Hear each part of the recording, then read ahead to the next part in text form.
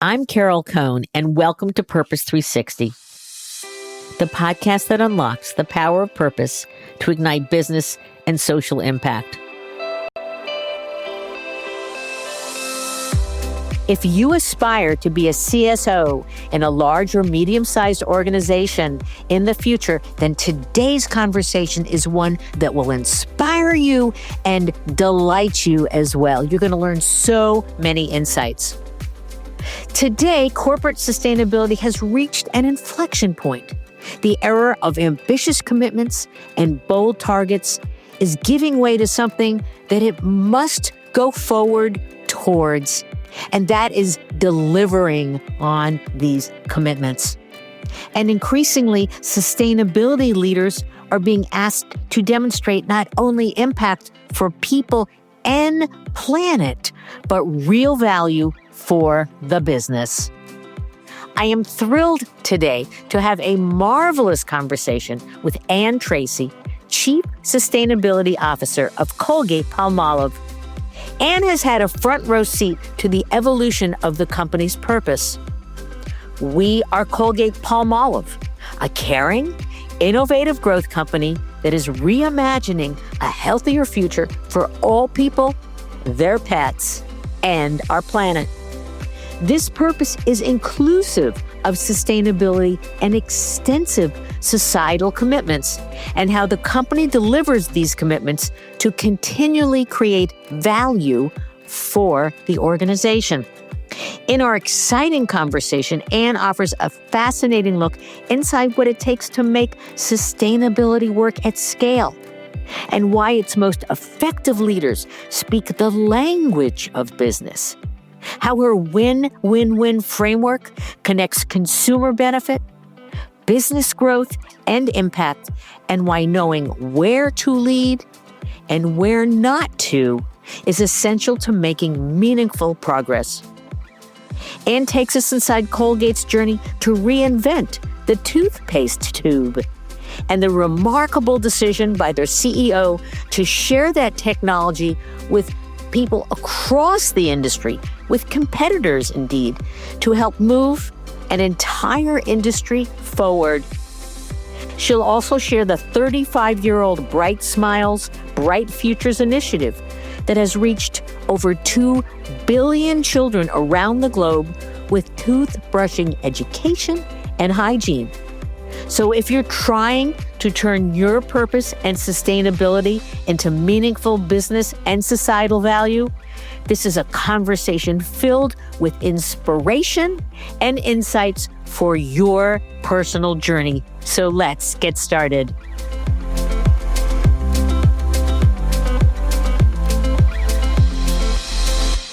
Welcome to the show, Anne. Thank you, Carol. And like you said, I'm surprised we haven't done this before. I'm delighted to be here with you. Well, I'm thrilled. And I have to start out by saying I am an inveterate Colgate Optic White user. I love the brand. It's great. Hills and Murphy's, you've got some wonderful, wonderful brands. So it's great to have a 220-year-old company represented by someone who's been with the firm over 3 decades. Yeah. So that's amazing. And also I love the fact you've got 4 kids, 2 cats, 3 dogs. So you are constantly probably testing the products and getting lots of smiles, because in your new logo, it's about making more smiles. Yes, that's what we're all about. And we hope to continue to do that another 200 years. And I know you will, because it's such an amazingly thoughtful company. So I'd love to start out with just, what are the experiences in your background, your upbringing? I know that you are an engineer by your training, but some of that really molded you to go into this sustainability career. As you mentioned, I've been at Colgate a very long time, and I think those of you in your audience would know that sustainability has evolved over the years. Maybe a quick history into before Colgate, I actually worked in the defense industry for a few years. What I learned was I didn't like that, because depending on your clearance level, you really couldn't see the whole picture of what you were working on building, making. So I went back to grad school in engineering and then joined Colgate. And I was immediately drawn to fast moving consumer goods, FMCG as we call it, or consumer goods world, because you could go to the store and see what you made. Because I was in manufacturing for many years, to see what you made right on the shelf. And I love that. And I love just the pace of change, the constant innovation. And as you mentioned earlier, the iconic brands that we work on that are tremendous and fun. And I think we're in an era now, and we'll talk more about this, of now we got to, we are in implementation phase. We are in action phase, and we are understanding what it really takes to do that. And so sustainability as a profession, it's really been around for a good decade, but it's really evolved and changed over that time frame. And we can't ignore kind of what's going on in the world around us, including the emergence of AI. We're managing alongside of all these other big geopolitical things. So it's a fun place to be because it's always changing. And you have also traveled, you've worked all around the world and throughout your career at Colgate, and curious about being engaged with so many different brands, manufacturing, supply chain, different cultures. How has that shaped your high level view of sustainability? Living in the world, on the one hand, is a small place. On the other hand, it's a big place, right? And I feel so fortunate to have worked on or with almost every geographical division that Colgate is. Well, we're in 200. We sell our products in 200 countries, so we're all over the world. But what you learn to appreciate is the difference in the cultures, and particularly when it comes to sustainability. I think that's where it's come together for me. You have to meet them where they're at, and there's vast differences in how Asia thinks of sustainability, even how South Pacific, so Australia, thinks about it versus Europe, of course, versus Latin America. So, what myself and my team do is we engage with each of those geographies and their leaders, and we meet them with where they're at and understand what their needs are. And that changes culture by culture, infrastructure by infrastructure. So having been on the ground and lived and worked in those places really gives me an appreciation for that. And I think you can't replace that kind of firsthand knowledge. Which is great. Which is how you're so effective. So I like to start with your purpose. And your purpose statement: reimagining a healthier future for all people, their pets, my fave, and our planet. Can you share how the purpose integrates into the business strategy and how you bring it to life? And then we're going to get into the specific sustainability initiatives. Our purpose, don't underestimate the power of purpose. It's incredibly important. And it's not just lip service. And I would dare say every single person working, 34,000 people working at Colgate, know, if you were to walk up to them, they know that purpose. And I think they understand what that means. So reimagining a healthier future for all people, their pets, and our planet. I mean, it's a simple statement, but it really is the North Star for what I would call our business growth strategy. And we build these kind of strategic frameworks in 5-year buckets. We just sunsetted 2025. So we're working on our strat plan for 2030. So our growth initiatives are kind of how we think of our superpowers, if you will, what's special to Colgate that will enable that, and hone our kind of key initiatives to drive our growth, sit there. And then underneath all of that is what we call transformative enablers. And sustainability is one of the transformative enablers next to operational excellence and AI, of course. So that North Star sits right on top, and it is the guide for everything we do underneath. You talk about sustainability being it's a transformative enabler of your business strategy. What happened internally? It didn't one day, your CEO didn't just wake up and say, okay, sustainability, you're now in the C-suite. So I know you've worked so diligently in your career to move this from actions to strategy. So was there something that happened that you can share with our listeners, or a cadence of things that happened that all of a sudden you were much more part of the business strategy? It was more of a build on, you know, moving from ambition, setting targets, to building the roadmaps to get there, to now action and implementation, and, bringing those stakeholders along the way. Now, one thing that I think a little bit, I don't know if I call it aha or not, but I think that's been very critical to helping us, you know, continually improve and move the needle forward on our targets, is the fact that we have this sustainability and social impact strategy. And I still remember we started from a blank sheet of paper back when we were developing our 25 strategy. Completely blank sheet of paper, working with our CEO, with Noel Wallace. And the first go around, there was a lot there. And he said, you need to make it simpler. And I really learned that making something simple is very hard. So he pushed us, and I think we ended up in a better place. And even beyond that, I learned somewhere along the way the power of focus. And, when there's so much to get done, you have to help the organization focus, and you have to be relentless and repetitive around this is what drives the business. These are the initiatives, the actions where we want to lead. And then these other ones we have to do, but we're going to be followers or fast followers. So I use a metaphor. People have heard me say this is swords and shields. Swords are where we want to lead. Shields are what we have to do because of taxes, fees, reputational risks, those types of things. So really getting the organization anchored behind the swords is critical. And so you're consistent in terms of your writings and your CR report, talking about focus, which is great. I'd love you to go deeper into the swords and shields philosophy and give an example of one of your favorite initiatives that does that, because it's very powerful and it is focused.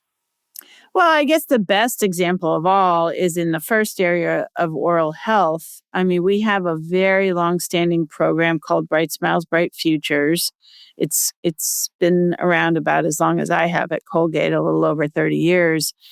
Basically, we aim to bring oral health and hygiene education, even in some cases treatment, to children and their families around the world. And we do that through school programs. We do it through dental vans, depending on where you are in the world. And we do this all over the world, in communities all over the world, including the US. And there's so many, kind of mythbusters around oral health, which is starting to come to light, which is exciting for us. But, oral cavities, or caries, as we call it, is the number one disease in children around the world. And it can have devastating effects on children. And most recently, last December, we formalized a partnership with the World Health Organization Foundation to work alongside them to further promote. So we're escalating Bright Smiles, Bright Futures, or that initiative around oral health. So I think, to me, that's one of the best examples of, and if you go back to kind of this era around value creation that we're in right now, which we'll get into in a minute, that's the right place for us as a business to lead, because we are the leading oral health, business in the world. And you're using your scale for tremendous impact. You've reached over 2 billion. I see that you've kind of set a goal, 2.7 billion by 2030. And I'd love to know, because the best initiatives have longevity. If you're really going to get to scale, and I'd love to know, how did it stick? Well, no one's ever asked me that directly, but I can give you my point of view. I mean, I think what's not to like about it is a simple answer. I mean, Great answer. Great answer. We all show up for work every day, and we don't always think about it. Maybe a better way to say it. We take for granted the fact that the products we make are good for people. They're all about health. And that's a great place to work. I mean, that's a great organization to be part of.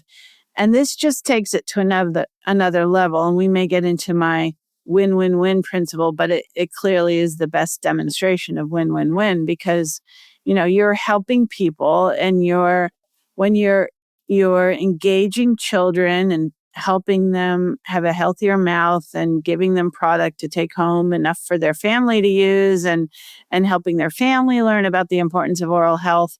Now you've done something for them that's, going to add to longevity, to make them more comfortable, whatever the case may be. And that's very positive. That's positive for the consumer. You must be reading my notes, because first I was going to ask about swords and shields, which you did, and now the win-win-win framework. How long have you had the win-win-win framework?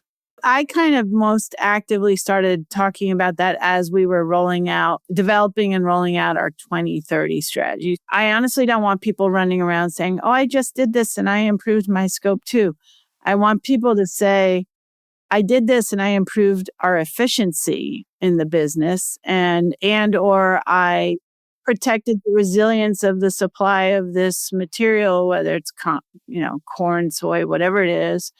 And by the way, as an outcome, we reduced our emissions, and that was a good thing." So we're driving impact at scale, but we're doing it by bettering the business first. So that's kind of how the win-win-win thing. So it's win for the consumer first, builds brand trust. If the consumer has brand trust, then you build brand loyalty. That's a win for the company, for the business.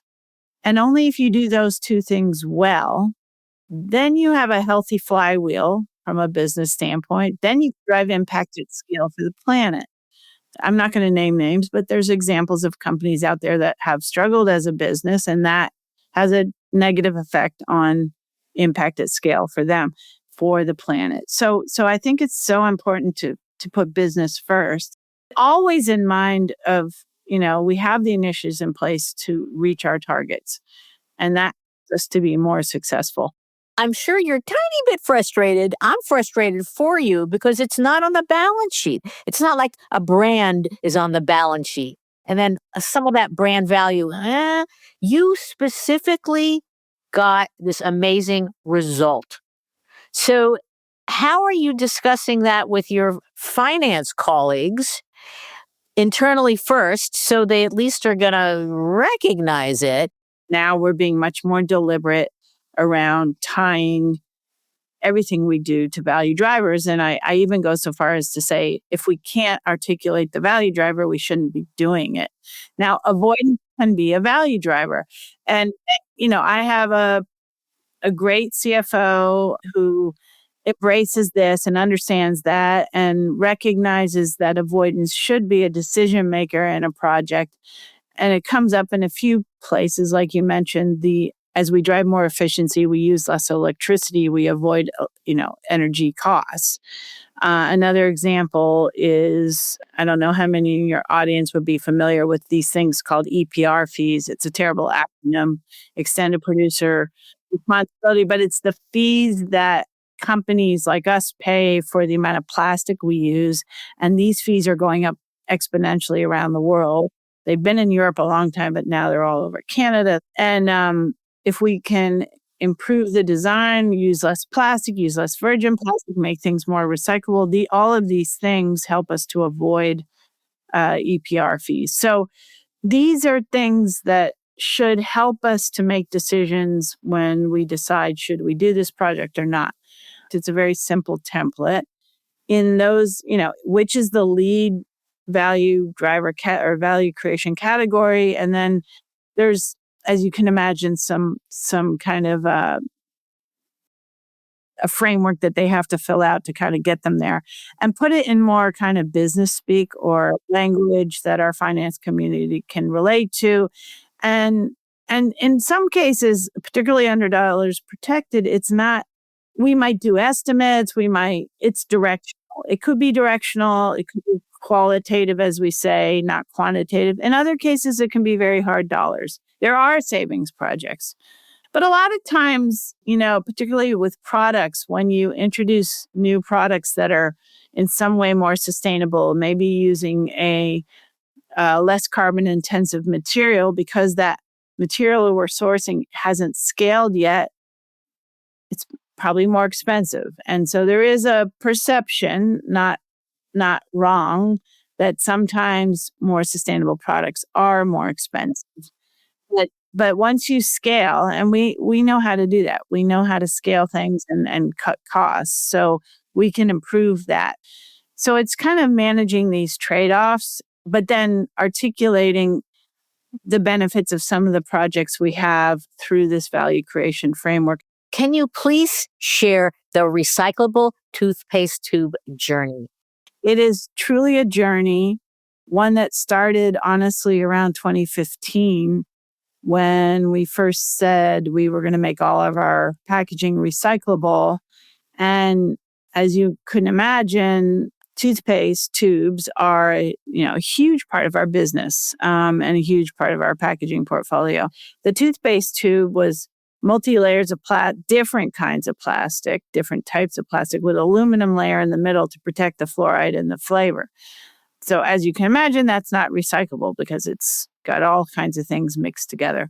So our own internal engineer set about to design a tube. The goal was to make a monomaterial plastic tube.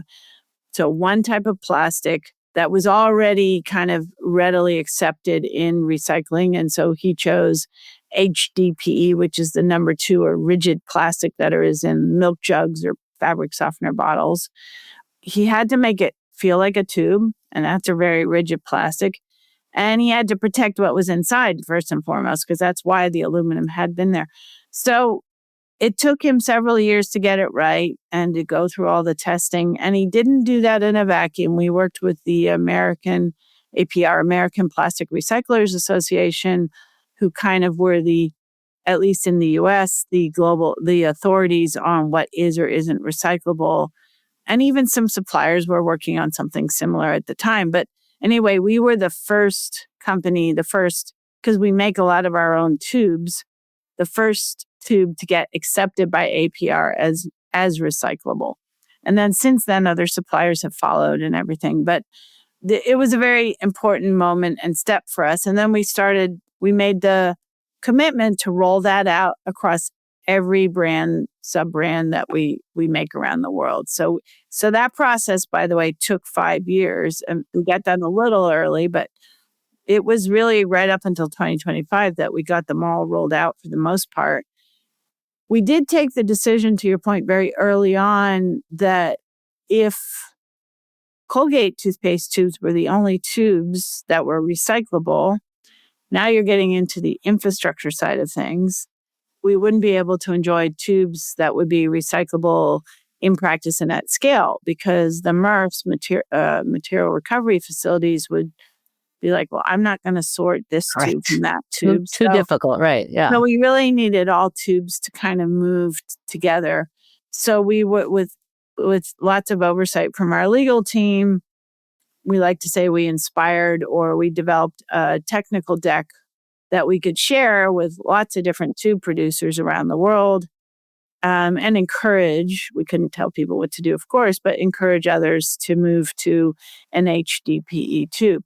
And many did adopt that format and agreed that that was the right thing to do. So by 2025, I think, it was probably sooner than that, but at least in 2025, I can say that 95% of all toothpaste tubes had moved to this new format, and 75% of all tubes, so not just toothpaste.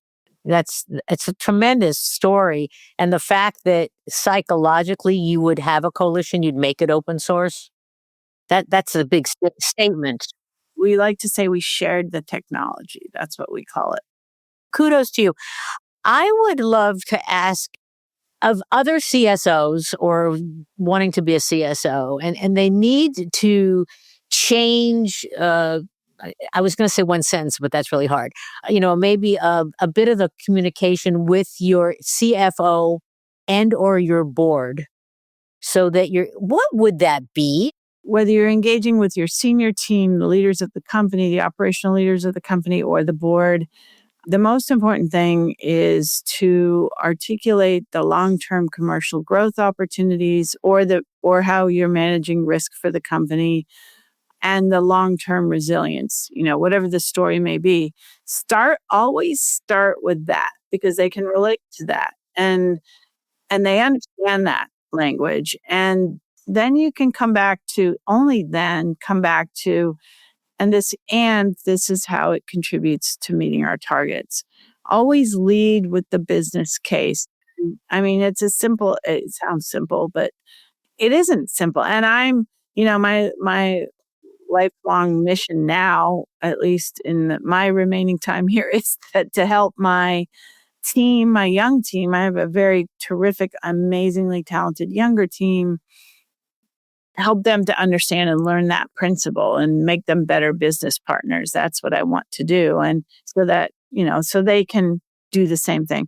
And that's just, you have to, that's what win-win-win is. So you have to start with that. That's great. I also want to talk about a couple of characteristics that have made you successful in your own words. And you mentioned that being empathetic is among the most important characteristics of being a CSO. Why?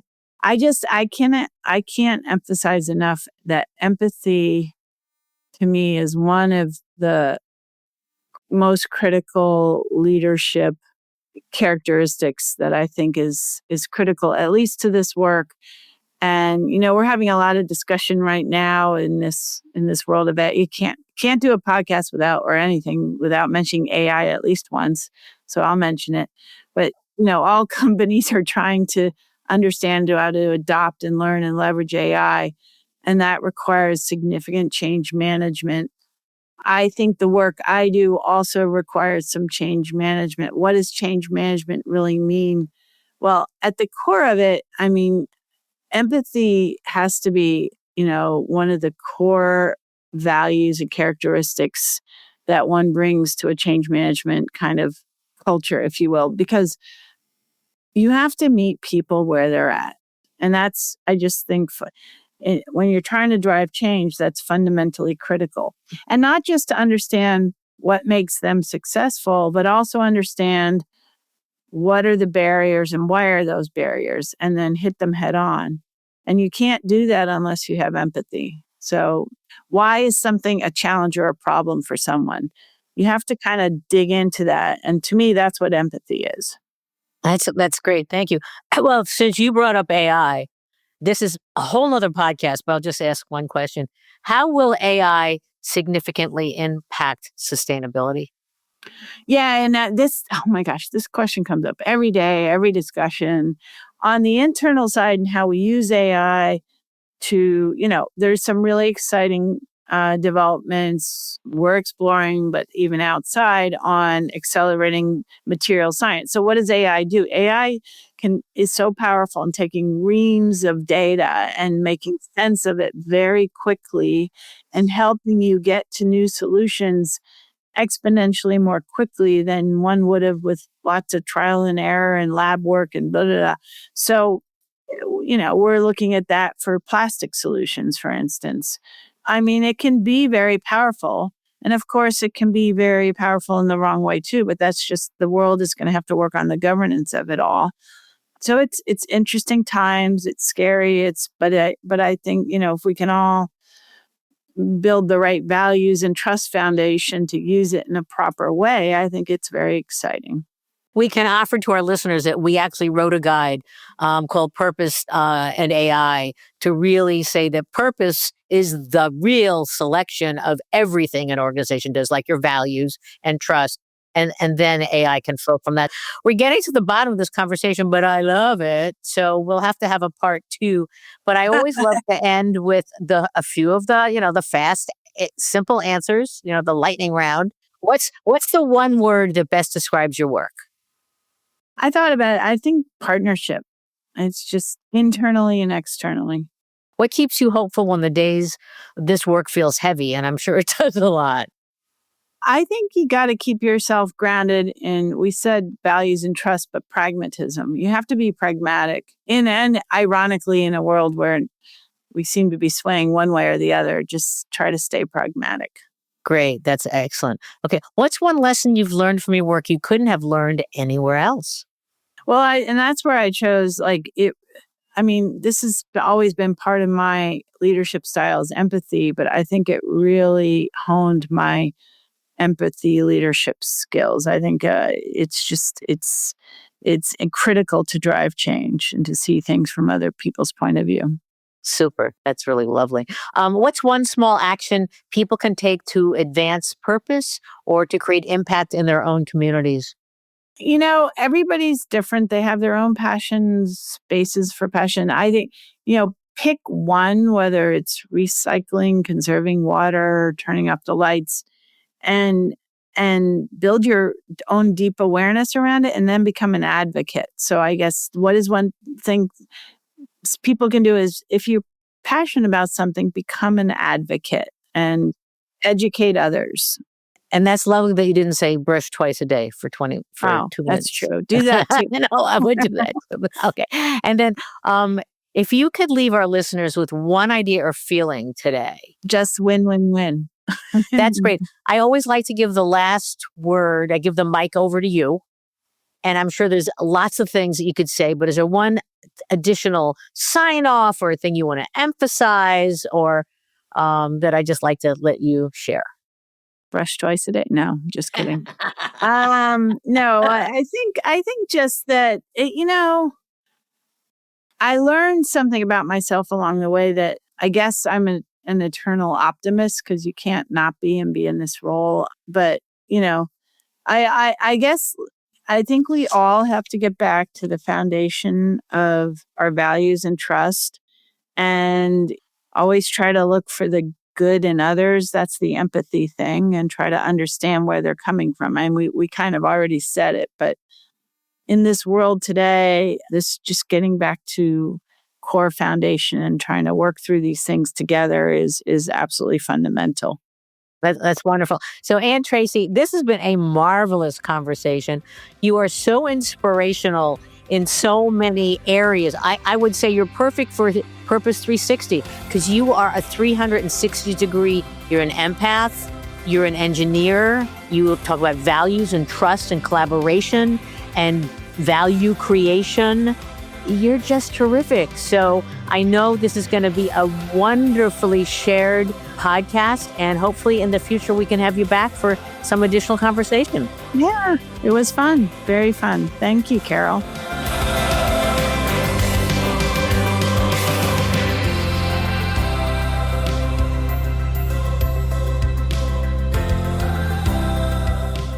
This podcast was brought to you by some amazing people, and I'd love to thank them. Ann Hundertmark and Kristen Kenny at Carol Cohn on Purpose, Pete Wright and Andy Nelson, our crack production team at True Story FM, and you, our listener. Please rate and rank us, because we really want to be as high as possible as one of the top business podcasts available, so that we can continue exploring together the importance and the activation of authentic purpose. Thanks so much for listening.